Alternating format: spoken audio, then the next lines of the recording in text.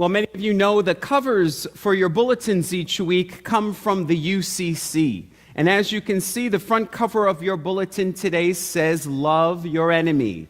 That is the theme for today's service.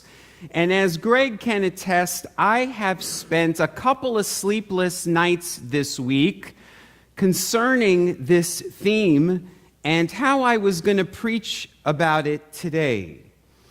I thought, well, I could take the easy route. I can just give a message that makes everybody feel good, or I could take the Jesus route, which is a lot more challenging. In today's gospel message, which we heard from the church lectionary, Jesus is continuing his sermon on the plain. He is saying to the people, I'm bringing about a new kingdom, a new kingdom. It's going to be a place where the last are going to be first. It's going to be a place where the least of these are going to be given the most important. So what we're going to do is we're going to tear down the powerful and mighty from their thrones, and we're going to lift up the lowly. And in today's gospel, he says, as we're doing this tearing down and this lifting, we've got to be careful. We must love our enemies. We must bless those who are persecuting us, and we must turn the other cheek. Now, what in the world does this really mean? I mean, is Jesus saying that the slave being whipped by the slave owner has to love the slave owner? That the person being led into the concentration camp has to love the Nazi soldier? That the child that's being molested has to love their molester? That the wife that's being physically abused by her husband has to love her husband and turn the other cheek? Could that really be what Jesus meant? Is Jesus saying that we have to let people harm and abuse us and do absolutely nothing in return? We've got to turn the other cheek. What does it really mean to love the enemy? Well, let's think about the word enemy. Most of you, when you think of enemy, you think of war. We have our allies, the people who support us, and we have the enemy. So here's a question for you. What is a good Christian soldier to do on the battlefield? Because Jesus didn't say, if your enemy wounds you, wound your enemy back. Jesus says, if your enemy wounds you, turn the other cheek. And Jesus didn't say to shoot your enemy. Jesus said to love your enemy. So what's the Christian soldier to do? Well, I asked that very question many years ago to a veteran, a neighbor of mine who lived in New York. He's since passed away. But he fought in the Korean War where he actually killed someone. And he explained it to me this way. He said, Sal, that young man that I killed, I did not see him as my enemy. I did not view him as evil, and I didn't hate him. He said, I didn't even know him, and I'm sure that he was loved by his family and friends. He said, that man was not my enemy. I was fighting against a regime. I was fighting against policies and beliefs that were dangerous to the world, that posed a threat to people's well-being and safety. And he said to me, Sal, I wasn't fighting against that one young man. I was fighting for people's freedom. And that made a lot of sense to me at the time. Now let me explain. I don't think Jesus would be for war of any kind. But what I am trying to get across is that our brave veterans and soldiers, those brave men and women, they risked their lives in order to protect our safety and well-being. I don't think anybody would say that that veteran that I spoke to or any veteran was a hateful person, or that they did what they did out of hate, that they viewed the other person as evil. They were going out there putting their lives on the line to protect us. They were fighting for freedom. Okay? Now, I myself no matter what I do in life, I will never be as brave and courageous and heroic as those men and women. Never. But I hope that in my own small little way, that I can be brave with the battles that I face in fighting for people's safety and well-being, in trying to protect people's rights and freedoms. Just like those brave veterans, I love my country and I love my community. And so when people's rights and freedoms are at risk, it is my duty to defend them, even if it puts me at risk. So let me give you an example, a personal example as a gay man in the United States, but you can apply this to any marginalized group. In this great country which I love, I can be fired from a job simply for being gay. No other reason. I can be denied housing simply for being gay.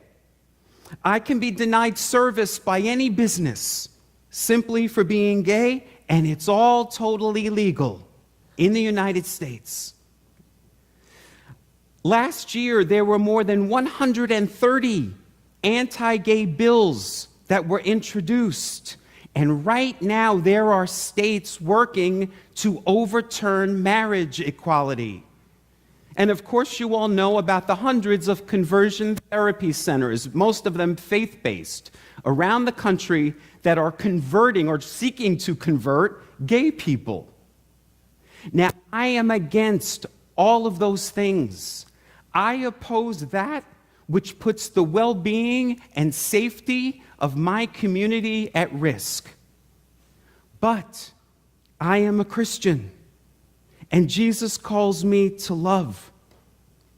So I can't hate the employer who fires me. I can't hate the business owner who refuses me service. I can't hate the clerk who refuses me a marriage license. And I can't hate the vice president who openly promotes conversion therapy. And I don't. I don't hate them. I don't think they're evil people. I'm sure most of those people are very nice people. I don't hate them. I'm not vilifying them. And I'm not fighting them. Like the veteran, I am fighting for equality and freedom. My community is at risk. My community is being threatened. That's what I'm fighting. Now, I hear from some of those people, they say to me, Sal, we do support the gay community. And I say, well, if you support the fact that I can be fired, that I can be denied service, if you vote for politicians who are introducing anti-gay legislation, if you go to a church and give money to a church that says people like me are intrinsically broken and that we need to be fixed with conversion therapy, then explain to me how you support our community. Because that's not what allies do. Now, when I speak out against this, an interesting thing happens. They flip it around on me. And they go, Sal, you want us to accept your being gay, but you won't accept our being anti-gay. So, Sal, you're the one who's being intolerant. Sal, you're the bigot. This is something that is known as the paradox of intolerance. It was a phrase that was coined all the way back in 1945 by a man named Kurt Popper. And he said that whenever a group that's being oppressed speaks out against inequality and injustice, they are then accused of being the intolerant ones. It happened to Martin Luther King in the Civil Rights Movement. Here was a man who was fighting against prejudice, and they flipped it around on him and said he was prejudice, that he was the divider, that he was the one that was causing trouble. And the same thing happened over the decades to our UCC pastors. Our UCC pastors have been arrested and thrown in jail because they have stood for people at the border, refugees. They've marched with Black Lives Matter. They have been with the people at Standing Rock. And even though they're fighting for justice, they're being accused of being the intolerant ones. Even people in their congregation say, "Pastor, you shouldn't take sides." In 2015, there was a great essay written by a writer named Thomas Essel. And the essay title is, "The Intolerance of Bigotry is Not Bigotry." Meaning that if I'm intolerant of white supremacists in my community, if I'm intolerant of the KKK in my community, that doesn't make me a bigot. That's a false equivalency. So don't let people do that to you. Elie Wiesel, the writer who won the Nobel Peace Prize, said, "We must always take sides, for our neutrality and silence always helps the oppressor, not the oppressed." And the writer Naomi Schulman said something similar. She said, "Nice people made the best Nazis. My mom grew up next to them. They got along, they refused to make waves, they looked the other way when things got ugly, and they focused on happier things than politics. They were lovely people who turned their heads as their neighbors were dragged away. You know who weren't nice people? The resistors." Thomas Essel says in his essay that whenever these conflicts arise in a community, a third group arises. And this third group, he says, are the enablers. The enablers are the people in the community who care more about their own comfort than they do with confronting justice. The enablers are the people in the community who want to shut down the conversation because they don't want any discord. They just want everybody to get along. Don't take any sides. Jesus was not that type of person. Jesus was a resistor. Jesus got up in people's faces and he called them hypocrites to their faces. Jesus overturned tables in the marketplace. You know, those people setting up tables in the marketplace, they were just doing business in the community. They had every right to do so. How dare Jesus upset them? What a troublemaker. Jesus was calling it out. That's what he meant by turn the other cheek. Turn the other cheek doesn't mean you do nothing. It means somebody offends you, strikes you, hurts you, and you take action. You turn the other cheek. You say, bring it on. Because what it does is it means you're taking a stand, you're making a point, and you are exposing their bigotry. Jesus didn't do that to be hateful. He did it because of love. That's why he did it. So if we are truly to call ourselves Christians, we've got to take a stand. We've got to make a point. We've got to expose bigotry. Now, people will call you not nice, and they'll call you intolerant, but so be it, because they said the same thing about Jesus. If you remember when Jesus was arrested and put on trial, Pontius Pilate, in front of a whole group of people, said, "I can pardon either Barabbas, who is an enemy of the state and a known criminal, or I can pardon Jesus." And the crowd of people chanted, "Crucify Jesus." The script was flipped. The crowd now believed that the enemy of the state was the good guy, and that Jesus was now painted as the bad guy, the troublemaker, the divider.